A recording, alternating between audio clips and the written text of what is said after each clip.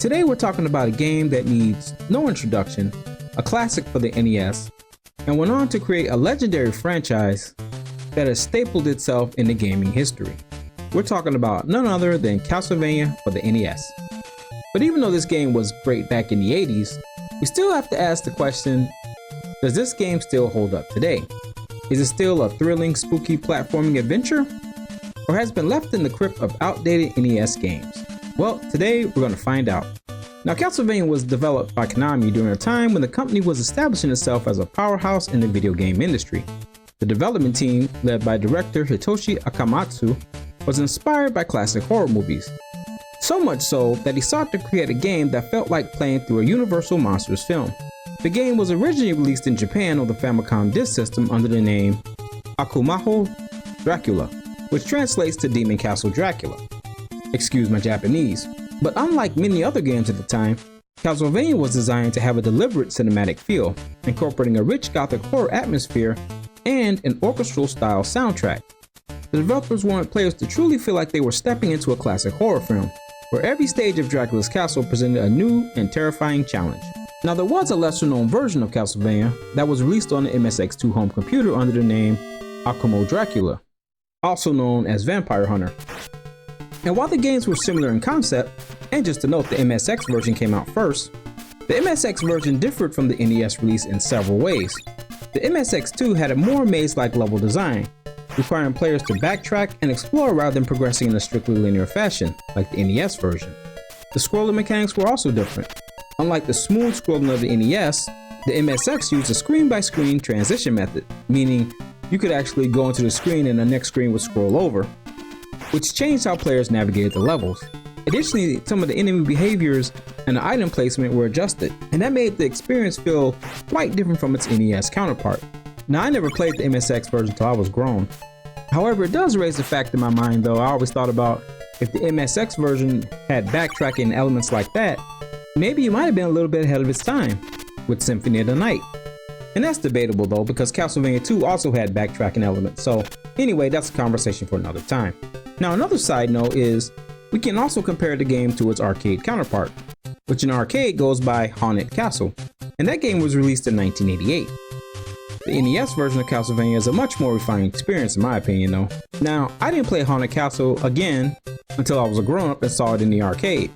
I was blown away to discover that there was actually an arcade counterpart to the NES version of Castlevania. But the problem with Haunted Castle is, even though it has improved graphics and more detailed character sprites, it suffered from frustrating difficulty spikes. If you ever play this game, it's tough. It's not easy, it's tough. And the controls are kind of sluggish, and overall, in my opinion, had a lack of polish. Now, the NES version, in my opinion, that had tight level design, and it rewarded your progression, I felt like. Haunted Castle though, it just straight up cheated. And you can play that game today on MAME and stuff like that if you want to ever give it a shot.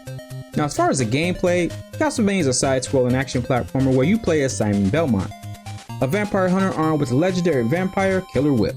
And what's your goal, you ask? Is to fight your way through Dracula's castle and defeat the Dark Lord himself. Now, the game's not that long, but it is challenging. The game is divided into 6 levels, and each one's packed with challenging platforms on certain parts of the game. You start outside the castle gates and make your way through the dungeons, haunted halls, and the clock towers, all while facing creatures straight out of a movie. You got skeletons, bats, Medusa heads, and even the Grim Reaper makes an appearance. Now let's talk about his weapon though, the whip. I mean, it's kind of slow and starts off stubby as just a whip, but then you can get 2 power-ups for it, and then your whip turns into a morning star. You definitely need those power-ups to survive this game. Also along the way, you get sub-weapons like daggers, holy water, boomerangs, time clocks, etc., etc. And these weapons use hearts, which you collect by smashing candles. The holy water, in my opinion, is probably the best weapon in the game, and I'll show you later on in the video why I say that. Next up will have to be the cross, in my opinion, as it can hit multiple enemies at once and stay on the screen for damage.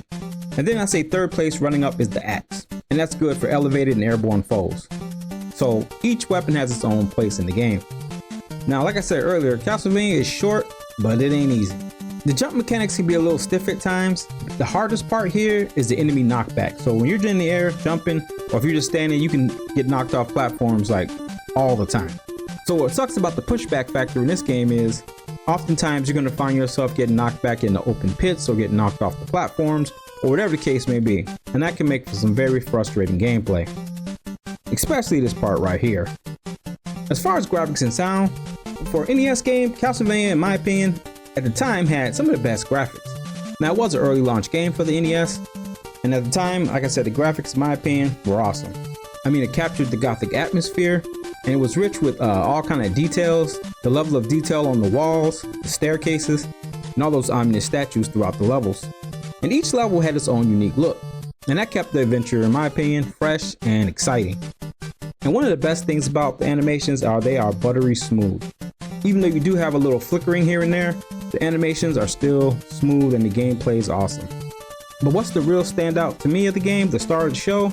Definitely the music. I mean, Castlevania at the time, the tracks like Vampire Killer and Wicked Child, those have become classics and staples. I mean, it's probably some of the most iconic chiptune music in NES history. And how much do I love the Castlevania music? I mean, each song perfectly matches the atmosphere and the adventurous tone of the game. And even after all these years, I still got all the tracks in my mind memorized, and I still enjoy hearing that old 8-bit music. Matter of fact, I love it so much that I actually bought and own a Castlevania NES vinyl, just so I could jam more music on vinyl. So yeah, the music was that good in my opinion. So we'll take a quick overview of Castlevania, and I'll point out along the way some of the key points that I think probably give gamers a little bit of trouble, or might give some trouble back in the day if you're like me and played it in 1987, or if you're playing it for the first time, because trust me, there are some very frustrating spots, and maybe this might help you out along the way. So let's get started. And one thing I will say about this game is there are a lot of like hidden treasures all over the game, all throughout, like destructible blocks and stuff. So definitely experiment with those. Now I think I found most of them. There might be one or two that I missed during this playthrough because it's been, like I say, years since I played this game. But at the same time, look for that. I think that was a nice touch they put in. The first level is pretty simple, pretty straightforward, just a real easy level to get you used to the game mechanics. Now, one thing I did find weird is the placement of this cross. They always put it at the top of the stairs. You're about to go through the door. Why are they giving you this cross? I always found that weird, but it is what it is. Now, going to the first boss, it's pretty simple. I mean, you can use the stopwatch and you can just freeze them in place. And the stopwatch, just to note, it only works on the first two bosses. Once you get to the mummies, the stopwatch doesn't work anymore, but it still has a use in game. Or you can just use the axes on this guy and it takes him out pretty quick. Next up, we got the second level, and there's a lot of hidden treasures on this level. I just got to explore and look around, see what you can find. Also, probably one of the harder parts in this level is this infamous jump right here, going through Medusa heads. I just say take your time and make sure that you're not in the air when those heads come out. Try to be on solid ground, and if it hits you, make sure you're facing the direction where it'll push you back, but you'll still stay on the platform. But this part can be frustrating. Outside of that, not a whole lot. Medusa's the same way. You can do one or two things. Basically, you can use the stopwatch if you'd like, and it's pretty easy with that. Or you can use the holy water. I say use the holy water because in this game, to me, that's your best weapon, and the holy water in this game is straight broken. And what it does is once it hits the enemy, it freezes the enemy and stun locks him in place and just keeps taking off damage. So you'll see later on in this video why I think this holy water is OP. In level 3, I'll point out, that's when the game starts to get a little challenging. Levels 1 and 2, not too tough, but level 3, there are some places where you could fall and die, and if you're not careful, you can get hit quite a bit, because in the first 2 levels, the enemies hit you, it takes off 2 little boxes of life, and level 3 takes off 3 boxes of life, and level 4 and beyond takes off 4. So 4 hits and you're dead. But there are a few jumps here and there on level 3, but pretty much you can navigate this one without a whole lot of difficulty. Once you get to the mummies, there's a couple of ways you can do it. The strategy here is to try to get the mummies stun locked with the holy water. And the one thing to note as well, once you get down there, you can break one of these blocks for some food and recover some of your health. And you can just cheese them straight up if you do this method right here. Just jump on top of these blocks and just keep throwing down holy water until they're dead. So you can cheese these guys pretty easy. And next up, we got the catacombs. And I always thought this part was cool when he falls down the chasm. I thought it was pretty epic how they did it back in the day. In this level right here, the main thing you gotta worry about is getting knocked off platforms. I mean, it's not too challenging. It's not too long either, but at the same time, you just gotta be careful when you're on the little platforms because you can get knocked off them pretty easy. Next up, we got the courtyard right here, and this part's pretty simple. The main strategy you have to do here is make sure you hit these little guys, the little Igor-looking things that come down, and that should be your main priority because if these guys get loose, they can start jumping around the screen. They drop a lot. They can be 3 or 4 of these guys on screen, and they'll just make quick work of you. So make sure you take your time and engage them. And then once you get past the last eagle that drops the Igor, keep running forward. That way you go right under this skeleton dragon right here. And then once you get inside, it's an easy strategy for the skeleton dragons. One thing to note on this stage, make sure you keep the holy water. Don't pick up any other weapons. So make sure you take your time when you hit the candles and see what falls out of it. And here's why you want to keep your holy water. It makes quick work of these dragons like so. And when you get the Frankenstein at the end, you can stun lock him in place. He doesn't even get a chance to move, and you can make quick work of him. If you don't have that, Frankenstein's not impossible to beat with just the Morning Star, but it does take a little bit of skill. One of the easiest ways to do it is make sure you stay in proximity of Frankenstein or stay in the middle of the screen. He'll only advance so far and then he'll kind of back off. And you gotta make sure you stun Igor and then take time to hit Frankenstein. Outside of that though, he's not impossible, just a little bit harder if you don't have the holy water. And next up is probably the hardest level in the game in my opinion. You have the Grim Reaper stage and probably the best music in the game as well.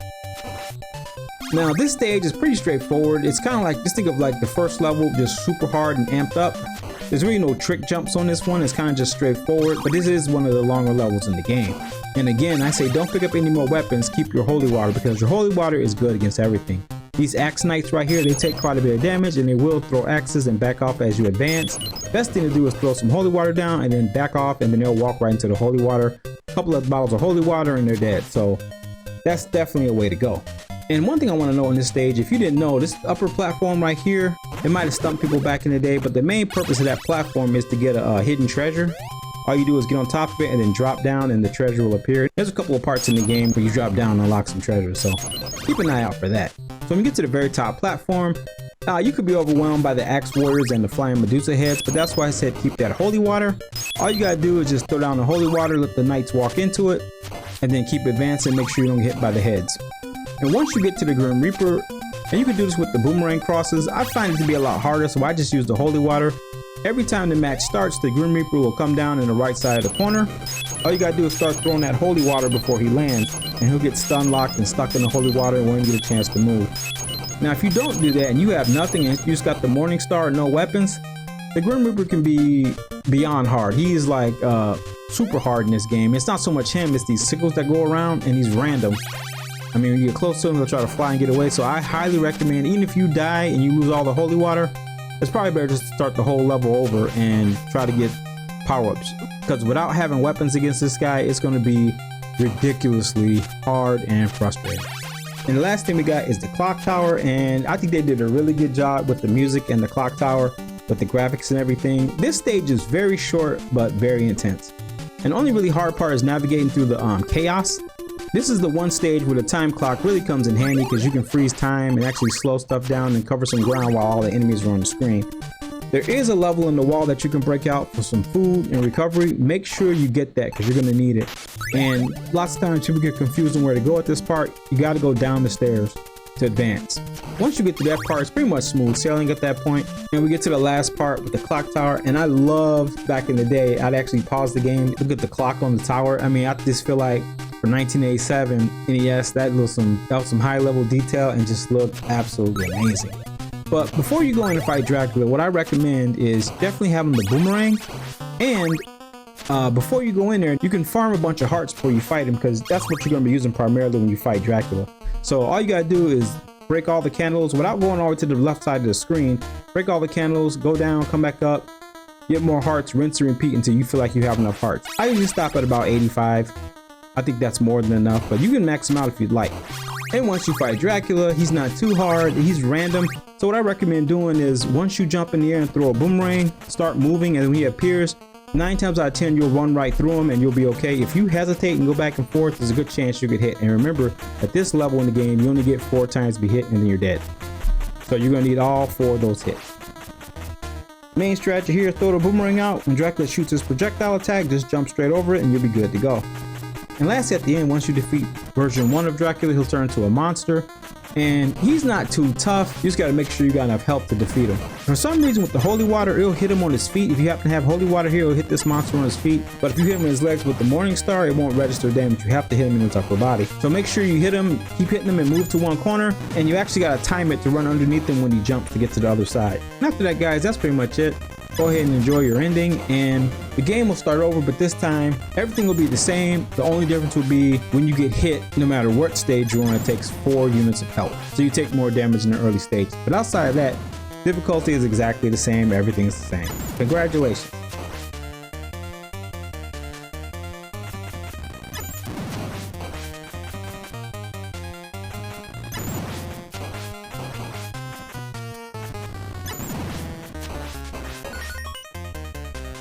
Well, I remember this game. The reason this game is special to me is because I remember back in 1987 when we first got our Nintendo, and it was a deluxe version with Rob the Robot and Duck Hunt. Okay, so we got Duck Hunt, Gyromite, and the 2 games we got were Castlevania and Pro Wrestling. This was Christmas time, 1987. At the time, I was blown away by the game. I enjoyed the music. It was something I had never played anything like it at the time, and I was just moving from the Atari platform to the NES, and it was just a good time. And I feel like Castlevania is special to this day and definitely holds up in the world of gaming. It's definitely made its mark with tons and tons of sequel and spin-offs. I mean, the spin-offs go from the NES to the Game Boy Advance, N64, PS2, pretty much any platform you can think of. Castlevania has made its mark. And then the genre of Metroidvania with Symphony of the Night. So Castlevania definitely has made its mark on gaming history. So I highly recommend, if you haven't played Castlevania 1, it's not the best in the series, but it's a good starting point. It's a fair game and definitely worth the playthrough if you've never played it. So that's gonna do it for my review of Castlevania. Let me know what you guys think in the comments. What was your first time playing Castlevania? Like I said, mine was 1987. I was in the 7th grade, and I'll never forget that. It was an awesome game. As always, please rate, comment, and subscribe. That way you don't miss any more game reviews on this channel. As always, guys, take care of yourself, protect your inner peace. God bless you, and we'll catch you on the next video. Thanks for watching.